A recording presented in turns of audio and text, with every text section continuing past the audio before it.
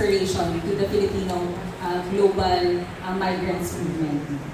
For my short input, naghanda po kasi ako taga-Filipino, pero for those who are watching online, you will be provided with the English translation. So thank you for assistance to Eman who will help to translate. So para po sa kalagayan ng ating mga migrante, ang kasalukuyang gerang agresyon ng imperialistang US laban sa Iran ay nagdudulot ng matinding panganib sa buhay, kaligtasan, kalusugan, at kabuhayan ng milyon-milyong migrante at manggagawa ng daigdig. Sa hanay po ng mga migranting manggagawang Pilipino, kung saan mahigit 2.4 million na mga OFWs ang nagtatrabaho sa gitnang silangan. Marami po sa atin dito ang may kamag-anak o kaibigan o kakilala na nagtatrabaho sa gitnang silangan. Lampas 10,000 na po ang bumalik sa Pilipinas sa loob ng nakaraang 3 buwan at inaasahang dadami pa ang bilang na ito dahil lubha pong naapektuhan ang lokal na ekonomiya ng mga bansa na pinagtatrabahuhan ng ating mga migrante. Marami po sa ating mga OFWs ay nakakaranas ng pagtanggal sa trabaho o puwersahang tumatanggap ng mas mababang sahod o 50% na pay cut. Nananatili po na mapanganib din ang kalagayan para sa ating mga marino o seafarers, sea-based migrant workers. Sa kalahating milyon na mga marino na umaalis ng bansa kada taon, signifikante po ang bilang sa kanilang hanay ay nagtatrabaho sa mga cargo ships na naglalayag dala ang mga kalakal galing sa iba't ibang puerto ng daigdig. Sa pagsasara po ng Iran ng Strait of Hormuz, kung saan dumadaan ang mayorya ng mga barkong ito, umabot na sa 20,000 na marinong Pinoy na stranded sa laot. Sa loob ng ilang linggo, umabot na ng ilang buwan dahil hindi makadaan ang kanilang mga barko. May ilan po sa kanila ang nasugatan pa dahil sa atake ng mga drones at pagsabog sa loob ng barkong sinasakyan nila. Habang sa ibang mga bansa at rehiyon ng ating mga OFWs ay apektado sa pagtaas din ng presyo ng mga bilihin sa kanilang mga lugar, gayon din sa pagtaas ng presyo ng bilihin sa Pilipinas. At nananatiling laganap pa din ang iba't ibang forma ng pagsasamantala at pang-aabuso sa kanilang mga paggawaan.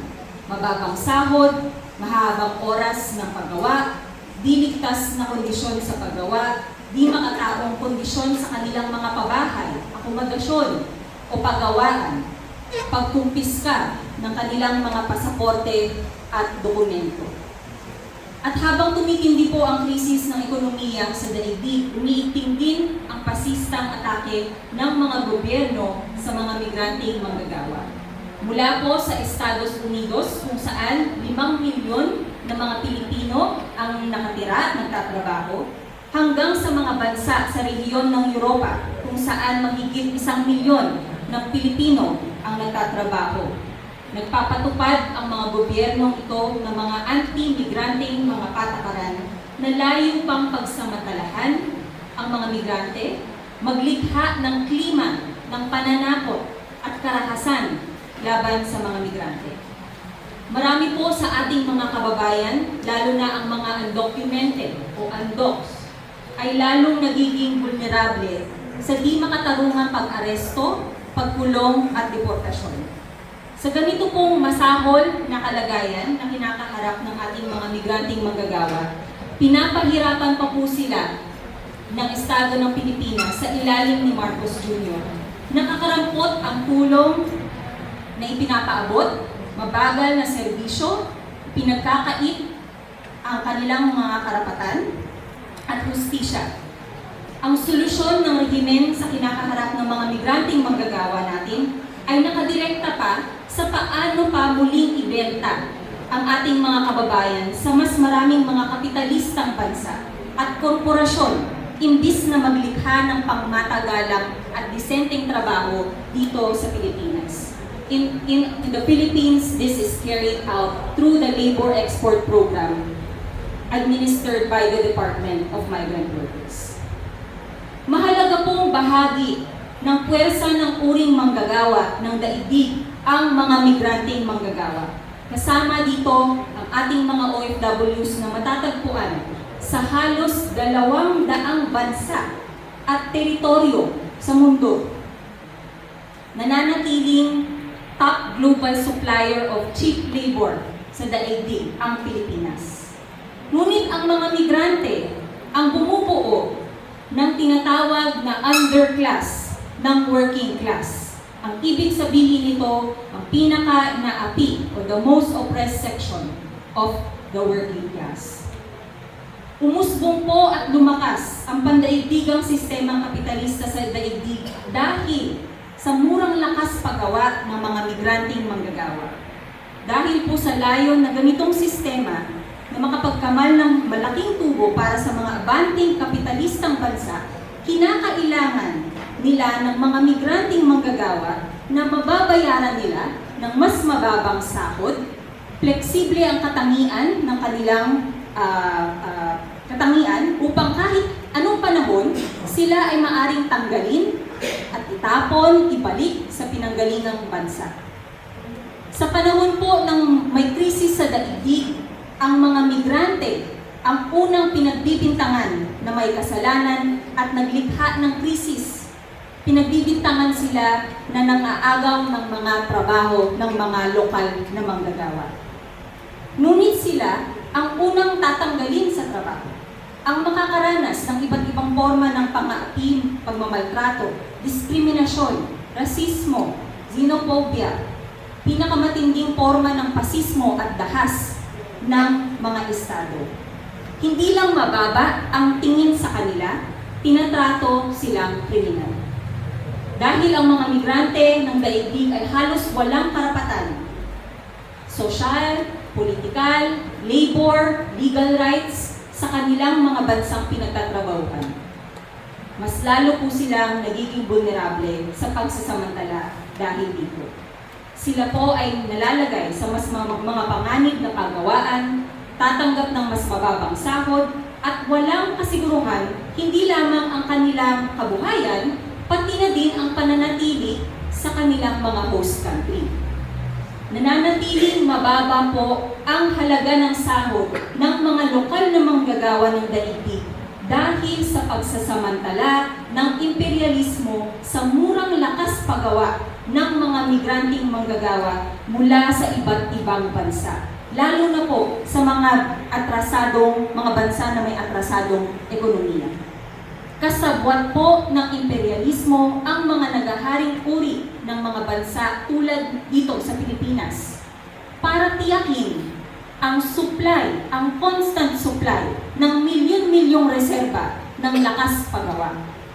Sa Pilipinas, nakita natin ito sa ilalim ng Labor Export Program. Kaya kinakailangan po nating magtayo ng nagkakaisang frente ng mga manggagawa at migranteng manggagawa ng daigdig upang labanan ang pagsasamantala at pang-aapi ng imperialismo na nais durugin ang pagkakaisa nila. Hindi po hiwalay ang laban ng mga migrante sa mga manggagawa at magkaugnay ang kanilang aspirasyon para lumaya sa tanikala ng imperialismo. Sa kalagayan po na pinapaigting ng imperialismo ang mga neoliberal na patakaran na nagpapahirap sa buhay ng mga manggagawa at migrante, pag-atake sa kanilang karapatan, pagwasak ng kanilang karapatan ng pag-uunyon, kinakailangan po natin ng panibagong forma ng pag-oorganisa para mas palakasin ang pakikipagkapatiran, pagkakaisa at pag-oorganisa ng iba't ibang mga manggagawa mula sa iba't ibang sektor at industriya, mula sa iba't ibang status sa trabaho, mula sa mga informal na manggagawa hanggang sa mga kontraktual, mula sa ibang nasyonalidad at bayan. Sa diwa nito, inilunsad po ng ILPS ang kampanyang Free the Migrants. All Workers United, kung saan mula sa antas lokal, sa mga komunidad, sa buong daigdig, maging dito sa Pilipinas, magtatayo po tayo ng mga formasyon ng All Workers United kung saan binubuklod ang iba't ibang workers organizations, lokal na mga unyon at formasyon ng mga workers and migrant organizations para maglunsad ng mga kampanya at pakikibakang masa, mga welga, mga militanteng pagkilos para isulong ang kanilang karapatan, ipaglaban ang labanan ng pagsasamantala at pang-aapi sa kanilang hanay. Hinihikayat po namin ang lahat ng organisasyon na narito ngayong araw na lumahok at suportahan ang kampanya ng Free the Migrants, All Workers United. Mabuhay po ang migranteng manggagawa, mabuhay ang uring manggagawa, long live international solidarity.